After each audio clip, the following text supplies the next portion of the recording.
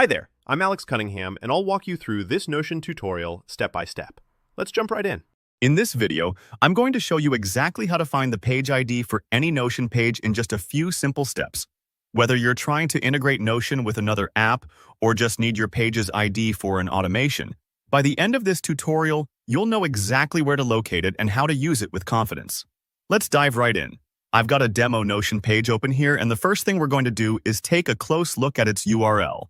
If you've ever glanced at a Notion page's address bar, you might have noticed there's a long string of letters and numbers in the link. That's more than just random. It's actually the unique identifier for your page, what's known as the page ID.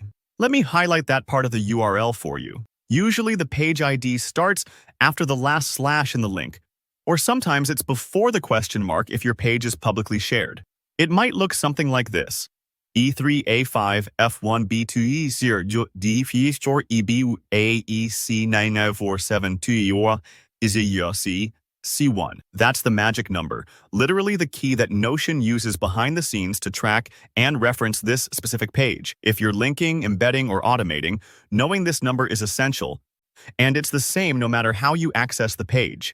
The next step is to use Notion's share function to double-check the page ID for accuracy. So, go up to the top right corner of your Notion page and click on the Share button. Don't worry if it takes a moment for the menu to pop up, especially if you have a complex workspace. Once the Share menu appears, click on Copy Link. What this does is it grabs the direct URL to this page, formatted exactly as Notion intends for sharing with teammates or external tools. Now, open up a new tab or a simple text editor, anywhere you can paste this link to inspect it closely. Once you paste, you'll see the URL again. And just like before, that same string of numbers and letters representing your page ID is right there, embedded in the link. This is a great way to be absolutely certain you have the correct identifier, especially useful if you're working with multiple nested pages or databases.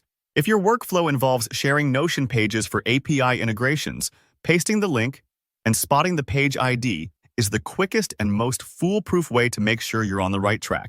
And that's really all there is to it. By understanding how Notion structures its URLs and how the Share button works, you've not only learned how to find the page ID, but now you should feel comfortable grabbing it for just about any need, whether you're connecting with Zapier, making a custom widget, or troubleshooting with support. If this tutorial helped you out, make sure to hit that like button and subscribe for more step-by-step Notion guides. And if you have any questions or if you'd like to see advanced Notion automation in future videos, just drop a comment, and I'll be happy to help you out. Thanks for watching.